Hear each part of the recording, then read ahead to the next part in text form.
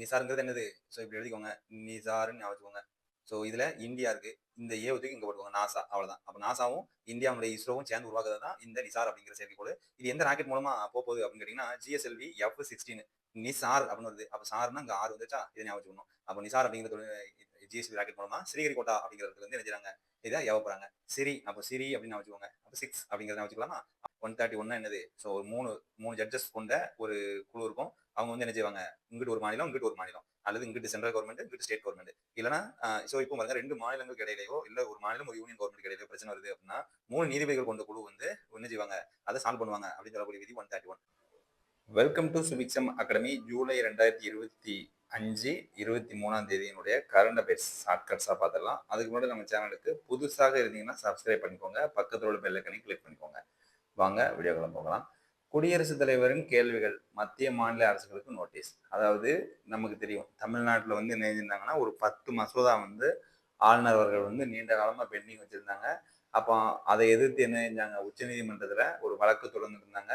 அந்த உச்சநீதிமன்ற வழக்குல என்ன தீர்ப்பு கொடுத்திருந்தாங்க அப்படின்னா, ஸோ மக்களவை அதாவது ஒரு சட்டமன்றம் வந்து ஒரு மசோதா கொடுக்குது அப்படின்னா ஆளுநர் வந்து என்ன செய்யலாம்? விதி எண் 200 இருக்கு பார்த்தீங்களா? அந்த 200 படி அவர் இந்த மசோதாவை குடியரசுத் தலைவருக்கு அனுப்பி வைக்கலாம். அதே 201வது விதி என்ன சொல்லுது அப்படின்னு கேட்டீங்கன்னா, குடியரசுத் தலைவர் அதுல என்னென்ன ஆக்ஷன் எடுப்பாரு? அவர் ஒப்புதல் கொடுக்கலாம், நிறுத்தி வைக்கலாம், காலதாமதம் எவ்வளவு நாளும் பண்ணலாம் அப்படிங்கிற ப்ரொவிஷன்ஸ் வந்து கொடுத்துருக்காங்க. ஸோ இப்போ மாநில சட்டமன்றங்களினுடைய செயல்பாடுகள் வந்து தடைபடுது அப்படின்னு சொல்லிட்டு வழக்கு தொடர்ந்து இருந்தாங்க. அந்த வழக்குல மாண்புமிகு உச்சநீதிமன்றம் வந்து என்ன சொல்லியிருந்தாங்க அப்படின்னா, காலக்கெடுவை வந்து நியமிச்சிருந்தாங்க. அதுதான் இங்க நான் மார்க் பண்றேன். ஸோ ஒரு மசோதா போடுறாங்க அப்படின்னா ஆளுநர் வந்து என்ன செய்யணும்? 30 நாள்ல இருந்து 3 மாசத்துக்குள்ள கண்டிப்பாக அதுல ஏதாவது ஒரு ஆக்ஷன் எடுக்கணும். சப்போஸ் 3 மாசத்துக்கு உள்ள ஒரு ஆக்ஷன் எடுத்து விதி எண் 200 பயன்படுத்தி குடியரசுத் தலைவருக்கு அதை அனுப்புதாரு அப்படின்னா, குடியரசுத் தலைவர் அதன் மீது 3 மாதங்கள்ல வந்து என்ன செய்யணும்? ஆக்ஷன் எடுக்கணும் அப்படின்னு சொல்லி ஸோ ஒரு உச்சநீதிமன்றம் என்ன செய்யறாங்க? தனக்குள்ள ஒரு பவரை பயன்படுத்தி குடியரசுத் தலைவர் அவர்கள் மற்றும் ஆளுநர் இந்த 2 பேருமே என்ன செய்யணும்? நீங்க இப்படி செயல்படுங்க அப்படின்னு சொல்றாங்க. அப்ப அதுக்கான விதி வந்து என்ன அப்படின்னு கேட்டீங்கன்னா 131 ரைட்டா? 131 படிதான் இந்த மாதிரி ஆணையை வந்து என்னன்னா பிறப்பிச்சிருக்காங்க. ஸோ செக்ஷன் 143 அப்படின்னு சொல்லுவாங்க. 143ங்கிறது என்ன அப்படின்னு கேட்டீங்கன்னா, குடியரசுத் தலைவர் வந்து என்ன செய்யலாம்? தனக்கு என்னென்ன தேவையோ அதை பத்தி யார்கிட்ட? உச்ச நீதிமன்றத்துல ஆலோசனை கேட்டுக்கலாம் அப்படின்னு சொல்லுது. ஸோ செக்ஷன் 142 அப்படின்னு ஒரு செக்ஷன் உண்டு. அந்த 142 படிதான் இந்த இது வந்து கொடுத்துருப்பாங்க. அதான் ரொம்ப பேசு பொருளானது. ஸோ செக்ஷன் 142 படிதான் இந்த கிரைட்டீரியா எல்லாமே விதிச்சிருந்தாங்க. இந்த இருக்கு பார்த்தீங்களா? ஸோ 142வது விதியை தான் பயன்படுத்தியிருந்தாங்க அப்படின்னு சொன்னாங்க. சரி, இப்போ இதுல என்ன பிரச்சனை வருது அப்படின்னு கேட்டீங்கன்னா, நம்மளுடைய குடியரசுத் தலைவர் அவர்கள் வந்து ஒரு 143 செக்ஷனை பயன்படுத்தி என்ன சொல்லுதாங்க? எனக்கு இந்த மாதிரி இதுல டவுட்லாம் இருக்கு, இதை எனக்கு கிளியர் பண்ணி கொடுங்க அப்படின்னு சொல்லிட்டு ஒரு 14 கொஸ்டின் வந்து என்ன செய்யறாங்க? செக்ஷன் 143 பயன்படுத்தி உச்ச நீதிமன்றத்துல கேட்கறாங்க. அப்போ உச்ச நீதிமன்றம் என்ன செய்தாங்க? சம்பந்தப்பட்ட மாநில அரசுகள் எல்லாத்துக்குமே நோட்டீஸ் அனுப்புறாங்க. இந்த மாதிரி குடியரசுத் தலைவர் வந்து கேட்டிருக்காங்க. அப்போ அதுக்கு நீங்க வந்து என்ன செய்யணும்? பதில் கொடுங்க அப்படின்னு சொல்லி போட்டிருக்காங்க. ஸோ இது எதுக்காக கேட்டாங்க அப்படின்னா, இந்த நம்ம தமிழ்நாடு அரசுக்கு வந்து ஒரு வழக்கு போட்டாங்க. அதை தொடர்ந்து உச்சநீதிமன்றம் காலக்கெடு நிர்ணயிச்சது இல்லையா? அதுக்காக தான் என்ன செஞ்சிருக்காங்க? இதை போட்டிருக்காங்க. ஸோ செக்ஷன் 200, 201 என்னென்ன கேள்வியெல்லாம் கேட்டிருக்காங்கன்னு பாருங்க. ஸோ இந்த மாதிரி ஒரு கால வரையறையை பண்ணுவதற்கு குடியரசுத் தலைவர் நீங்க இப்படி எடுக்கணும் அப்படின்னு சொல்றதுக்கு உச்ச நீதிமன்றத்துக்கு இருக்கா இல்லையா அப்படின்னு சொல்லி ஏகப்பட்ட கொஸ்டின் வந்து கேட்டிருக்காங்க. அந்த 14 கேள்விகளுக்குமே பதில் கொடுக்கணும் அப்படிங்கிறது தான் இதுல சுவாரஸ்யமானது. ஸோ இப்போ இதுல ஆர்டிகிள் என்னெல்லாம் பார்த்துருக்கோம்னா 131 அப்படின்னு பார்த்துருக்கோம். 131 என்னது? ஸோ ஒரு மூணு ஜட்ஜஸ் கொண்ட ஒரு குழு இருக்கும். அவங்க வந்து என்ன செய்வாங்க? இங்கிட்டு ஒரு மாநிலம், இங்கிட்டு ஒரு மாநிலம், அல்லது இங்கிட்டு சென்ட்ரல் கவர்மெண்ட், இங்கிட்டு ஸ்டேட் கவர்மெண்ட். இல்லைன்னா ஸோ இப்போ பாருங்க 2 மாநிலங்களுக்கு இடையிலையோ இல்லை ஒரு மாநிலம் ஒரு யூனியன் கவர்மெண்ட்டுக்கு இடையிலையோ பிரச்சனை வருது அப்படின்னா 3 நீதிபதிகள் கொண்ட குழு வந்து என்ன செய்வாங்க? அதை சால்வ் பண்ணுவாங்க அப்படின்னு சொல்லக்கூடிய விதி 131. ஸோ இதை மறந்துடக்கூடாது. நெக்ஸ்ட் நம்ம பார்க்கறது என்னன்னு கேட்டீங்கன்னா தனிநபர் வருமானம். ஸோ பெருமைப்படக்கூடிய விஷயம்.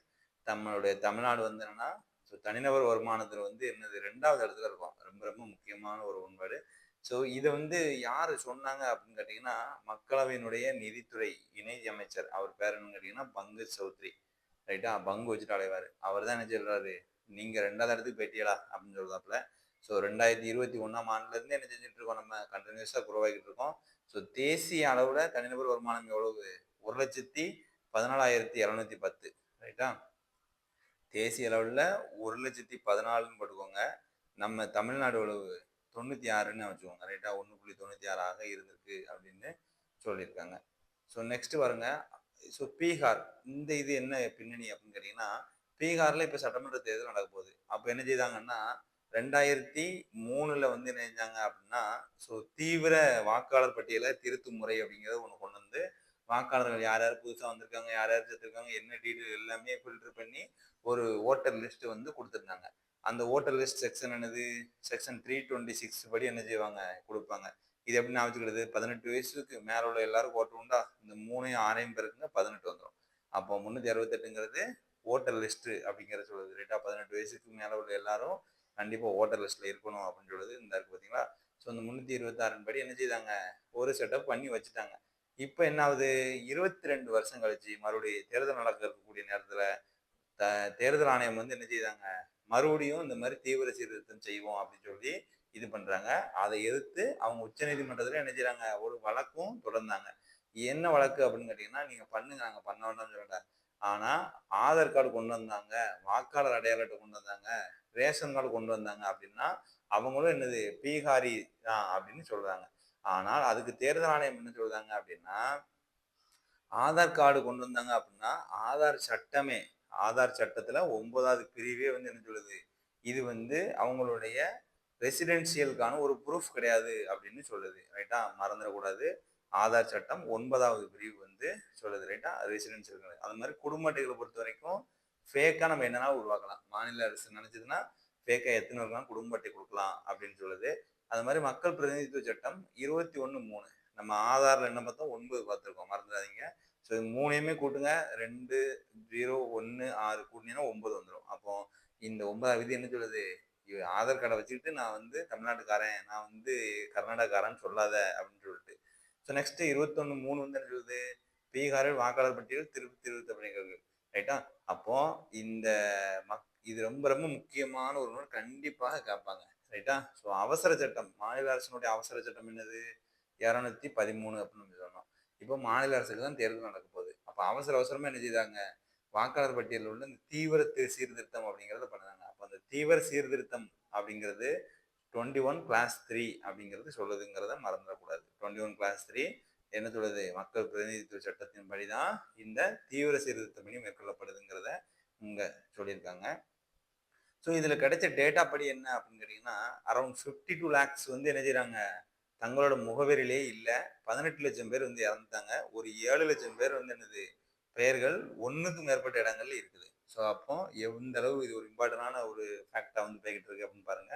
அப்போ தேர்தல் ஆணையத்துக்கு எவ்வளவு பவர் இருக்கு அப்படிங்கிறத இங்க சொல்லியிருக்காங்க. சரியா? ஸோ மக்கள் பிரதிநிதித்துவ சட்டம் 16, 19 படி இந்திய குடிமக்கள் மட்டும்தான் என்ன செய்யணும், வாக்காளர்களாக இருக்கணும்னு சொல்லுது. ரைட்டா? இது ரொம்ப ரொம்ப முக்கியமான பாயிண்ட் இந்த 2. ஸோ நெக்ஸ்ட் பாருங்க.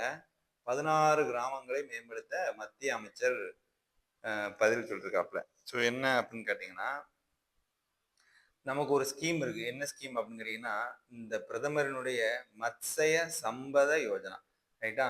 ஸோ கடல் இருக்கு, கடல் இருக்கு. அந்த கடல்ல போயிட்டு நீங்க வந்து என்ன செஞ்சீங்க, மத்தியில விழுந்துட்டீங்க அப்படின்னு கேட்டீங்கன்னா உங்களுக்கு சம்பவம் தான். அதான் மத்ஸ்ய சம்பவம். மத்தியில விழுந்துட்டா உனக்கு சம்பவம் தான். அதான் ஷார்ட்கட்டு. ஸோ மத்தியில விழுந்த சம்பவம் அப்படிங்கிறத வச்சு நீங்க என்ன செஞ்சுக்கணும், இது கடல் சம்பந்தப்பட்டது வச்சுக்கணும். நம்ம மொத்தம் என்ன செய்வாங்க, ஒவ்வொரு வருடங்களுமே 100 கிராமங்களை வந்து என்ன செய்வாங்க, இந்த ஸ்கீமின் படி டெவலப் பண்ணுவாங்க கடற்கரை ஓரமா. ஸோ நமக்கு இப்போதைக்கு இருக்கக்கூடியதுல 16 கிராமங்கள் வந்து தமிழ்நாட்டுல இருந்து செலக்ட் பண்ணியிருக்காங்க. ஸோ இப்படி மேம்படுத்துறதுக்காக. அடுத்ததாக போயிங். போயிங் நிறுவனம் தெரியும். ஸோ ஃபேமஸான ஒரு நிறுவனம், அமெரிக்காவினுடைய ஒரு நிறுவனம். இவங்க என்ன செய்யறாங்க, நமக்கு விமானங்கள், ரைட்டா, அதிநவீன தொழில்நுட்பம் உள்ள போர் விமானங்களை வந்து என்ன செய்யறாங்க, கொடுக்குறாங்க. அந்த ஹெலிகாப்டர்ல இப்போ கடைசியா நமக்கு என்னது, ஒரு 3 அப்பாச்சி ரக ஹெலிகாப்டர் வந்து கொடுத்துருக்காங்க. ரைட்டா? So Boeing, Apache. அப்பா ஆட்சி எங்க போயிருக்கு, போயிங்டா, போயிங் அப்படின்னு சொல்றாங்களா, அப்போ அப்பாச்சி அப்படின்னா போயிங் நிறுவனம் தான் தயாரிச்சிருக்காங்கன்னு வச்சுக்கோங்க. நம்ம கிட்ட மொத்தம் எத்தனை அப்பாச்சி இருக்கு அப்படின்னா 2020 வந்து 22 அப்பாச்சியை வந்து கொடுத்துட்டாங்க. கூடுதலா ஒரு 6 அப்பாச்சி எங்களுக்கு வேணும் அப்படின்னு சொல்லிட்டு என்ன செய்தாங்க, நம்ம ஆளுங்க கேட்காங்க. அதுக்கு இவங்க ஓகே அப்படின்னு சொல்லிட்டு 2024 முதல் ஹெலிகாப்டர்களை வந்து என்ன கொடுத்துட்டு இருக்காங்க. அதுல இப்ப கடைசி ஹெலிகாப்டர் கொடுத்துட்டாங்க. அதனுடைய வகை என்னது, 64 அப்படிங்கறத நான் வச்சுக்கணும். சரியா? ஸோ அடுத்து பாருங்க, நிசார். நிசாருங்கிறது என்னது? ஸோ இப்படி எழுதிக்கோங்க, நிசார்ன்னு ஞாபகம் வச்சுக்கோங்க. ஸோ இதுல இந்தியா இருக்கு. இந்த ஏவை தூக்கி இங்க போட்டுக்கோங்க, நாசா. அவ்வளவுதான். அப்ப நாசாவும் இந்தியாவுடைய இஸ்ரோவும் சேர்ந்து உருவாக்குறது தான் இந்த நிசார் அப்படிங்கிற செயற்கைக்கோள். இது எந்த ராக்கெட் மூலமா போகுது அப்படின்னு கேட்டீங்கன்னா, ஜிஎஸ்எல்வி F-16 நிசார் அப்படின்னு வருது. அப்ப சார்னா இங்க ஆறு வந்துருச்சா, இதை ஞாபகம் வச்சுக்கணும். அப்போ நிசார் அப்படிங்கிற ஜிஎஸ்எல்வி ராக்கெட் மூலமா ஸ்ரீஹரிகோட்டா அப்படிங்கிற இடத்துல இருந்து என்ன செய்றாங்க, இதை ஏவ போறாங்க. சிரி, அப்போ சிரி அப்படின்னு ஞாபகம் வச்சுக்கோங்க. அப்போ 6 அப்படிங்கிறத ஞாபகம் வச்சுக்கலாமா? அப்போ நிசார் அப்படிங்கிறது ஸ்ரீஹரிகோட்டா 2வது தளத்துல இருந்து இயக்க போறாங்க. ஸோ இதனுடைய முக்கியமான தொழில்நுட்பங்கள் அப்படின்னு எடுத்துக்கிட்டோம் அப்படின்னா 2 வகையான தொழில்நுட்பங்கள் இருக்கு. ஒன்று வந்து எல் பேண்டு, இன்னொன்று வந்து எஸ் பேண்டு அப்படின்னு சொல்லுவாங்க.